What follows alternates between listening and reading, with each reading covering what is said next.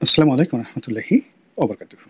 সম্মানিত দর্শক, এক ঐতিহাসিক ঝামেলার মধ্যে পড়ে গেছে বিএনপি এবং এই দফায় বিএনপির যে বিপদ এবং বিপত্তি, এটি বিএনপি প্রতিষ্ঠিত হওয়ার পর কখনো হয়নি। শহীদ প্রেসিডেন্ট জিয়াউর রহমানের হত্যাকাণ্ডের পর বিএনপির একটা বিপর্যয় এসেছিল, কিন্তু প্রবল জনপ্রিয়তা এবং ওই সময়টাতে বিএনপির যে শক্তিশালী নেতৃত্ব, সেই নেতৃত্বের কারণে দেখা গেল যে বিএনপি বিরোধী যে চক্রটি এটি সফল হতে পারেনি। কিন্তু পরবর্তীতে যে সমস্যাটা দেখা দিল সেটি হলো, জাস্টিস সাত্তার যখন প্রেসিডেন্ট নির্বাচিত হলেন, তখন সারা বাংলাদেশে বিএনপির নেতা এবং কর্মীরা এতটা বাড়াবাড়ি শুরু করলো, ঠিক আজকে যে অবস্থা হচ্ছে এরকম একটা রেপ্লিকা ওই সময়টা তৈরি হয়েছিল। ফলে তৃণমূল পর্যায়ে বিএনপি সম্পর্কে যে নেতিবাচক কথাবার্তা শুরু হলো, যেটা জিয়াউর রহমান সাহেবের আমলে কল্পনাই করা যেত না। এবং একটা ব্যাপার হলো, যখনই কোনো একটা খুবই স্ট্রং শাসন থাকে, তো জিয়াউর রহমানের শাসনটা খুবই স্ট্রং ছিল। স্ট্রং শাসন থেকে যখন অল অন এ সাডেন একটা রিল্যাক্স শাসন চলে আসে, জাস্টিস সাত্তারের মতো একজন বয়স্ক মানুষ, তখন ওই যে দলের মধ্যে যে সকল দুষ্ট লোক থাকে তারা রীতিমতো একটা স্বর্গরাজ্য তৈরি করে নেয়। একটা পরিবারে ধরেন, পিতা খুব সৎ এবং একই সঙ্গে কঠোর, কিন্তু অনেক ধন সম্পত্তির মালিক। তো ছেলেরা কেউ মদ খেতে চায়, কেউ অন্যায় কাজ করতে চায়, কিন্তু বাবার ভয়ে পারে না। যখন সেই যাকে বলা হয় বাপ মারা যায়, প্রথমে তো ছেলেরা চাবি নিয়ে মারামারি করে, এরপরে সিন্দুক লুট করে তারা মদ খাবে, গাঁজা খাবে, অপকর্ম করে পিতার যে সহায় সম্পত্তি মুহূর্তের মধ্যে শেষ করে দেয়। এভাবে রাজনীতিতেও যখন খুব কঠিন শাসন চলে, অনেস্টি, তারপরে ডিগনিটি, যাকে বলে সুনাম সুখ্যাতি, যখনই কোনো রাজার এই অবস্থা হয়, তার মৃত্যুর পরে মুহূর্তের মধ্যে সেটা ধসে পড়ে। যেমন ধরেন আওরঙ্গজেব ৫৩ বছর বা ৪৯ বছর তিনি শাসন করেছেন, সততা, ন্যায়পরায়ণতা সব কিছুর দিয়ে তিনি মানে শ্রেষ্ঠতম মুঘল সম্রাট, সব দিক থেকে শ্রেষ্ঠ। কিন্তু তার উত্তরাধিকারী ছিল না, এবং তার সন্তানেরা এই যে তার যে কঠিন অনুশাসনের কারণে বেশিরভাগ সন্তানের বেশিরভাগ সময় জেলে ছিল। তিনি বন্দি করে রাখতেন তাদেরকে গোয়ালিয়র দুর্গে। তার মৃত্যুর পরে এই পুরো রাজ্যে শুরু হলো অনাথ সৃষ্টি। একইভাবে শশাঙ্ক, শশাঙ্ক খুব শক্ত হাতে তার রাজ্যটাকে তিনি চালিয়েছিলেন, কিন্তু তার মৃত্যুর পরে পুরো শাসন ব্যবস্থা ভেঙে পড়ে। জিয়াউর রহমানের ক্ষেত্রে তদ্রুপ। তো জিয়াউর রহমানের সময়টাতে কেউ অন্যায় করবে, দুর্নীতি করবে, তার পরিবার, তার সন্তান, তার স্ত্রী, তার শালা সম্বন্ধী, এগুলো কল্পনাই করা যেত না। কোথায় সাইদ ইস্কান্দার? সাইদ ইস্কান্দার কোনো নামগন্ধ ছিল? পাছা লাল করে ফেলতো জিয়াউর রহমান সাহেব যদি সাইদ ইস্কান্দারকে পেতেন। সাইদ ইস্কান্দারের যে যাকে বলা হয় বদনামগুলো হয়েছে পরবর্তীতে বেগম জিয়ার শাসনামলে, এটা জিয়াউর রহমান সাহেবের জামানাতে সাইদ ইস্কান্দার নামে যে জিয়াউর রহমানের একজন শ্যালক আছেন, এ কথাই থেকে বলতে সাহস পেত না। এইরকম ছিল তার শাসন। তো সেই শাসনের পরে যখন সত্তার সাহেব আসছেন, একেবারে এমন একটা পরিস্থিতির সৃষ্টি হলো যে সামরিক শাসন চলে আসলো। তো আবার শেখ হাসিনার জামানাতে ১৫টা বছর ধরে সমস্ত মাল মশলা শেখ হাসিনা খেয়েছেন বা তার লোকজন খেয়েছেন। কিন্তু ব্যক্তিগতভাবে শেখ হাসিনার কঠোরতা ছিল, ভীষণ রকম কঠোরতা ছিল। তার সামনে গিয়ে জয় জোরে একটা কথা বলবে, পুতুল একটা জোরে কথা বলবে, ববি একটা কথা বলবে, শেখ হেলাল, শেখ সেলিম বা আবুল হাসনাত আবদুল্লাহ ও তাদের যত মাতব্বরি, সেটা হলো গণভবনের বাইরে। গণভবনের ভিতরে প্রশব্দ করার মতো অবস্থা কারোর ছিল না। এটা হলো রিয়ালিটি। আর অন্যদিকে সে যেভাবে বিএনপিকে স্ক্রু দিয়ে টাইট দিয়ে রেখেছে, তো সেক্ষেত্রে বিএনপির মধ্যে যারা চাঁদাবাজ, দুর্নীতিবাজ, বা জামাতের মধ্যে যারা চাঁদাবাজ, দুর্নীতিবাজ, তারা জীবন নিয়েই তাদের টানাটানি। কিসের দুর্নীতি, কিসের মদ খাওয়া, কিসের গাঁজা খাওয়া, কিসের চাঁদাবাজি করা, যান নিয়ে টানাটানি। শেখ হাসিনা সবার জীবন তামা তামা করে ছেড়ে দিয়েছেন। ফলে কি হলো, শেখ হাসিনার পতনের পরে এই লোকগুলো একেবারে সব রাস্তায় নেমে উইদিন ১৫ দিন, যে আল্লাহ রাব্বুল আলামিন তাদেরকে ১৫ বছর পরীক্ষার মধ্যে রেখেছেন, আল্লাহকে তারা ১৫টা দিন সময় দেয়নি। এর মধ্যে তারা সব অপকর্ম করে আজকের এই অবস্থায় বিএনপিকে নিয়ে এসেছে। এখন বিএনপির যে সমস্যা, সেটা হল ইমেজ সংকট। তার দলের মধ্যে ইমেজওয়ালা কোনো লোক নেই। একজন লোক বলা যাবে না এর পা থেকে নখ পর্যন্ত অনেস্টি রয়েছে। ২ নম্বর হলো যে কমান্ড রয়েছে দলের উপর, এর কথায় সবাই ভয়ে থরথর করে কাঁপে। এরকম কমান্ডওয়ালা বিএনপির মধ্যে কোনো নেতা নেই। বরং বিএনপির এখন যে নেতারা আছেন, তারা যদি বিএনপির কোনো বড় কোনো সমাবেশে যান, সেখানে যে ধাক্কাধাক্কি, মারামারি, কাটাকাটি হবে, এতে তারা লাঞ্ছিত হবেন, অপমানিত হবেন। এরকম অবস্থা হয়ে গেছে বিএনপির বড় বড় নেতাদের ক্ষেত্রে। এখানে একটা সমস্যা। ২ নম্বর হলো যে বিএনপি যেমন তারেক জিয়া আছেন, বেগম জিয়া আছেন, কিংবা জিয়াউর রহমান সাহেব ছিলেন, তাদের সবারই একটা মান সম্মান মর্যাদা সেই গত ১ মাস আগেও যেভাবে ছিল, এখন এটা রাজনীতির কুটচালে পড়ে তাদেরকে নিয়ে যে অশ্লীলতা শুরু হয়েছে, যে সকল অশ্রাব্য গালাগাল দেওয়া শুরু হচ্ছে, এবং শহীদ প্রেসিডেন্ট জিয়াউর রহমানের ছবিকে অপমান করা, তার ছবির উপরে সেই লাফালাফি করা, পা দিয়ে জুতো দিয়ে পাড়ানো, এই জিনিসগুলো বাংলাদেশে আসলে অন্ততপক্ষে শহীদ প্রেসিডেন্ট জিয়াউর রহমানকে নিয়ে এটা কল্পনাই করা যায় না। এর কারণ হলো তার অনেস্টি, তার সততা, তার ফ্রেন্ডলি, মানে উনি একটা, মানে ইভেন বঙ্গবন্ধুর যে ব্যর্থতা সেটা হলো তার দুটো পার্ট, একটা হলো তার নেতা হিসেবে তার যে শ্রেষ্ঠত্ব এটা আলাদা, আর রাষ্ট্রনায়ক হিসেবে তার অনেক ব্যর্থতা রয়েছে। তো সেই ব্যর্থতার কারণে বঙ্গবন্ধুর জীবদ্দশাই তাকে নিয়ে কথাবার্তা হতো, কিন্তু জিয়াউর রহমানকে নিয়ে এই কথা কেউ কিন্তু বলতে পারবে না যে তিনি কখনো মদ্যপান করেছেন, দুর্নীতি করেছেন, দুর্নীতিকে প্রশ্রয় দিয়েছেন বা দেশের ক্ষতি করেছেন। আপাদমস্তক একজন যাকে বলা হয় স্বল্প আয়ু পাওয়া একজন মহান রাষ্ট্রনায়ক এবং শ্রেষ্ঠতর বাঙালি, সেই মানুষটিকে এখন রাজনৈতিক যারা বিএনপিকে ছোট করতে চায় তারা জিয়াউর রহমান সাহেবকে অপমান করছেন। এই যে একটা বিকৃত রুচি শুরু হয়েছে, এটা হানাহানি রাজনীতি, এবং যাকে বলা হয় বিএনপি যদি ন্যূনতম শক্তি থাকে, সামর্থ্য থাকে, বিএনপি এটা মেনে নেবে না। তারা তারেক রহমান সাহেবকে গালাগাল দেওয়া হচ্ছে, বেগম জিয়াকে নিয়ে যদি কটূক্তি করা হয়, জিয়াউর রহমান সাহেবকে নিয়ে অপমান করা হচ্ছে, এটার প্রতিশোধ বিএনপি নেবেই, টুডে অর টুমরো। তাহলে কি হলো? তো বিএনপি প্রথমে গালাগালি করবে ওদের মতো করে, তারপরে যে সমস্ত লোকজন বিএনপির নেতাদেরকে অপমান করছে তাদের নেতাদেরকে বিএনপি গালাগাল করবে, বিএনপি নেতাকর্মীরা গালাগাল করবে এবং আরও অশ্লীল ভাষায়। তারপরে একটা সময় মারামারি করবে। তো মারামারি যদি করা হয় সেটা তো বিএনপির সাথে তারা পারবে না, কোনো রাজনৈতিক দলই পারবে না, একমাত্র আওয়ামী লীগ ছাড়া বিএনপির সাথে মারামারি করার মতো শক্তি কারোরই নাই। ফলে কি হচ্ছে দেখেন, একটা গৃহযুদ্ধের দিকে, অরাজকতার দিকে দেশটা ধাবিত হয়ে যাচ্ছে।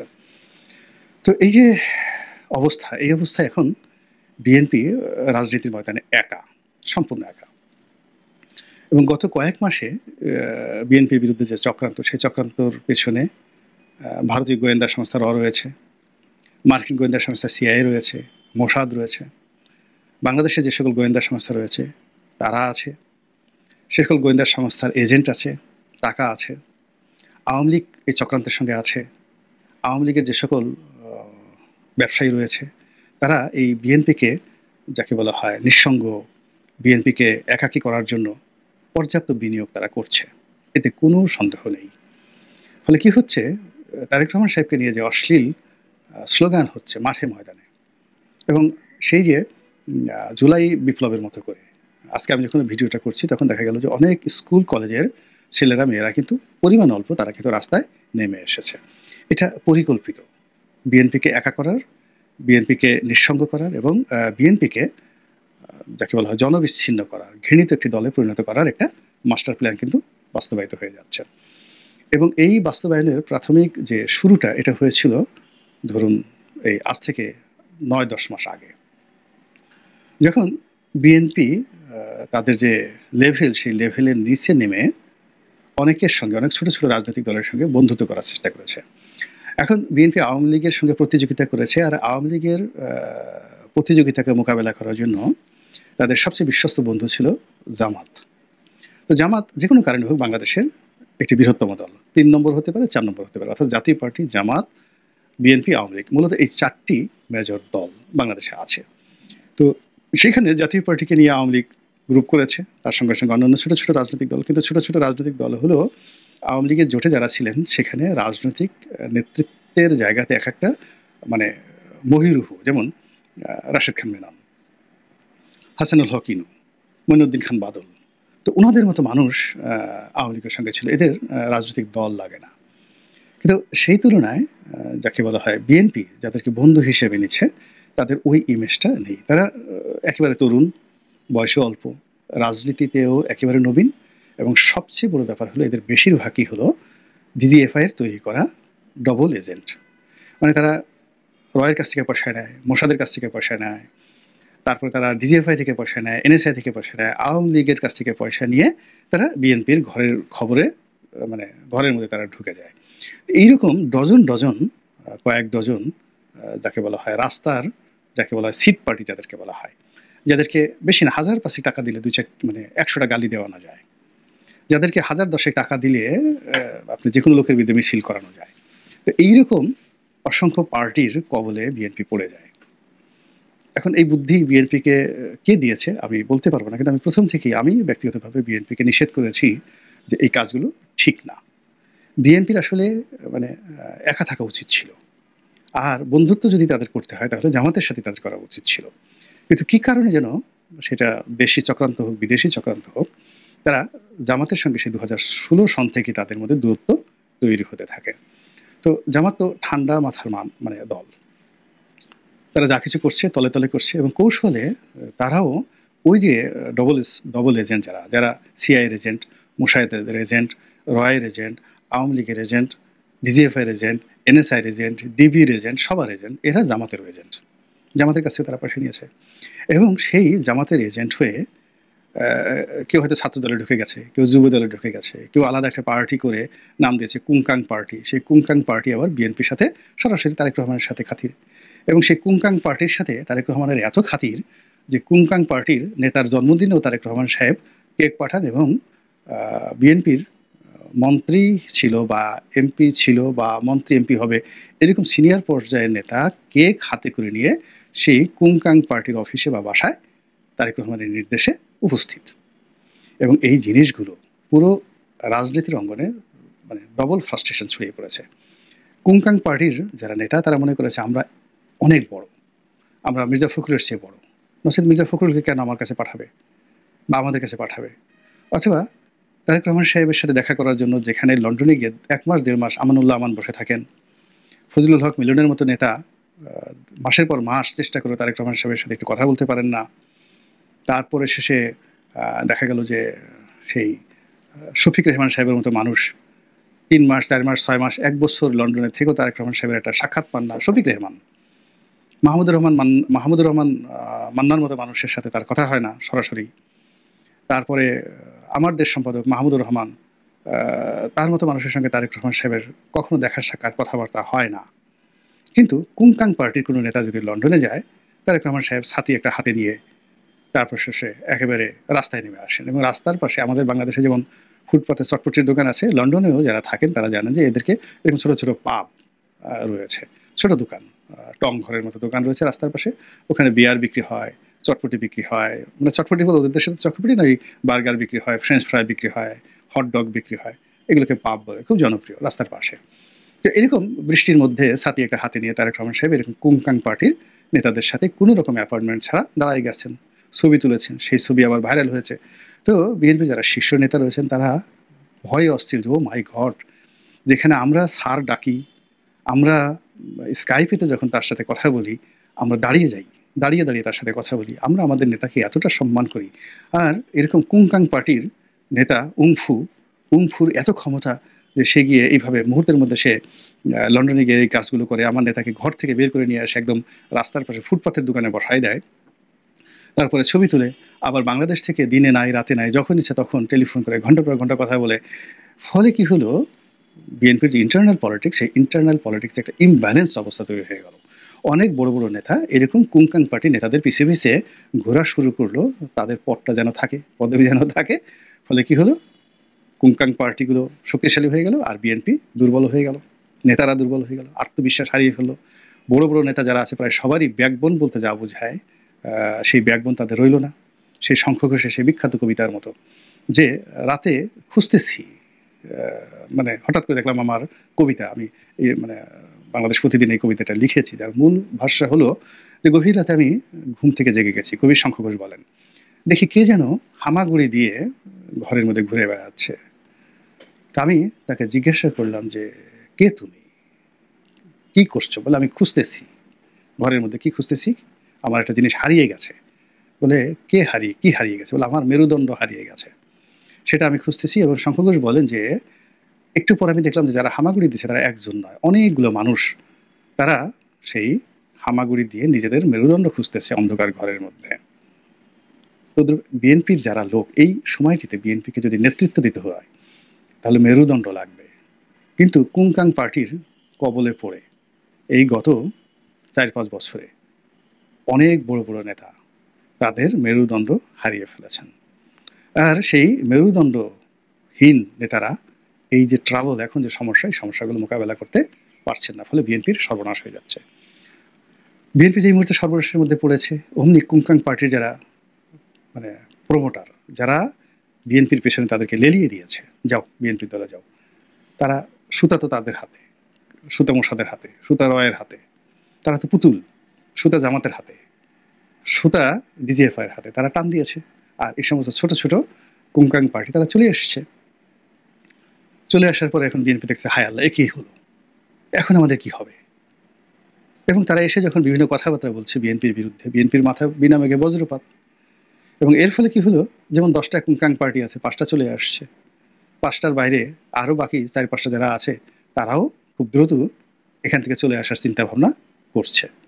ফলে বুঝতে পারছেন যে কি ডিজাস্টার বিএনপির উপরে আগামী দিনে আসতে যাচ্ছে। ছাত্রদল থেকে কে পদত্যাগ করলো, যুবদল থেকে কে পদত্যাগ করলো, মুখে খোঁচা খোঁচা দাড়ি দেখলেই মনে হয় শিবিরের লোক। এরা ছাত্রদলের মধ্যে ছিল, এরা যুবদলের মধ্যে ছিল, এরা সেই বিএনপির বড় বড় পদে ছিল বিভিন্ন জায়গাতে। অথচ দেখেন, আমি বিএনপির ইলেকশন করছি, এমপি ইলেকশন করেছি। তো আমি যে সময় 2018 সনে ঢাকা কলেজের পেছনে আমার বাড়ি, সেই বাড়ি থেকে বের হয়ে বিএনপি অফিসে গিয়ে 2018 সনে শেখ হাসিনার জমানায় বিএনপির মনোনয়ন নিয়ে নির্বাচনী এলাকায় গিয়েছি। বিএনপির কোনো লোক এই কাজ করতে সাহস পেত না, সাস্টেইন করতে পারত না। কিন্তু বিএনপির একটা সাধারণ মেম্বারশিপও আমার নেই, মানে আমি বিএনপির একজন সাধারণ সমর্থক, আমার একটা প্রিলিমিনারি মেম্বারশিপও নেই। বিএনপির কোনো নেতার বা বিএনপির কেন্দ্রীয় কোনো নেতার একবার মনে হয়নি যে গোলাম মোল্লা রনির মতো একটা লোকের সদস্যপদ থাকা উচিত। কিন্তু তারা ঠিকই কুংকাং পার্টিকে নিয়ে এই কাজগুলো করেছে। আবার ধরেন ফজলুর রহমান সাহেবের মতো মানুষ, হাবিবুর রহমান হাবিবের মতো মানুষ, আওয়ামী লীগের কিংবদন্তি নেতা ছিলেন তারা, তাদেরকে সেখানে এনে এই প্রধান উপদেষ্টা মানে চেয়ারপারসন উপদেষ্টার উপর ইনঅ্যাক্টিভ একটা পদে বসায় রাখছে। অথচ তাদের সামনে কলম ধরা, মাইক ধরার মতো লোক বিএনপির একজনও নেই, সিঙ্গেল নেই। এখন বিএনপির সাইকোলজিক্যাল প্রবলেমটা কি? সাইকোলজিক্যাল প্রবলেম হলো, ওরা ছাত্রলীগ থেকে এসছে, আওয়ামী লীগ থেকে এসছে, আমাদের প্রয়োজনে ইউজ করার জন্য, আওয়ামী লীগকে দমন করার জন্য, ছোট করার জন্য আমরা ওদেরকে এনেছি, এনে ওদেরকে আমরা বাক্সবন্দী করে রেখেছি ইউজ করার জন্য। আর যখন ইউজ হবে টয়লেট পেপারের মতো ছুঁড়ে ফেলে দেবো। এই যে মন মানসিকতা, এই মন মানসিকতার কারণে কিন্তু বিএনপির আজকের অবস্থা। অথচ বিএনপি কিন্তু তৈরি হয়েছে দ্য গ্রুপ অফ মাইগ্রেন্টস, যারা বিএনপি করেছে, যেমন আব্দুল সালাম তালুকদার, তারপরে শাহ মোয়াজ্জেম হোসেন, তারপরে আপনার ধরেন ডাক্তার একিউম বদরুদ্দোজা চৌধুরী, তারা কি কেউ কখনো বিএনপি করেছেন? মানে বিএনপির দলটা হলো জাস্ট লাইক আমেরিকার মতো, কানাডার মতো, যাদেরকে বলা হয় ল্যান্ড অফ মাইগ্রেন্ট। আফ্রিকা থেকে আসছে বারাক ওবামা, রাষ্ট্রপতি, এইরকম। তো এখন বিএনপির যে স্বর্ণ সময়, বিএনপিকে দাঁড় করিয়েছে যারা আওয়ামী লীগ করেছে তারা। ফেরদৌস আহমেদ কুরেশি না হলে বিএনপি তৈরি হতো না, আব্দুল হামিদ চৌধুরী না হলে বিএনপি তৈরি হতো না। আওয়ামী লীগ করতেন বঙ্গবন্ধুর ঘনিষ্ঠ বন্ধু আব্দুল হামিদ চৌধুরী। কয়জন লোক বিএনপির লোক জানে যে ফেরদৌস আহমেদ কুরেশি, আব্দুল হামিদ চৌধুরী, আবুল মনসুর আহমদ, সব কে এম ওবায়দুর রহমান, শাহ মোয়াজ্জেম, এরা সবাই আওয়ামী লীগের। এরা বিএনপি থেকে তৈরি করেছে, জিয়াউর রহমান বিএনপি তৈরি করেন নাই। এই বাস্তবতাটা বুঝতে হবে।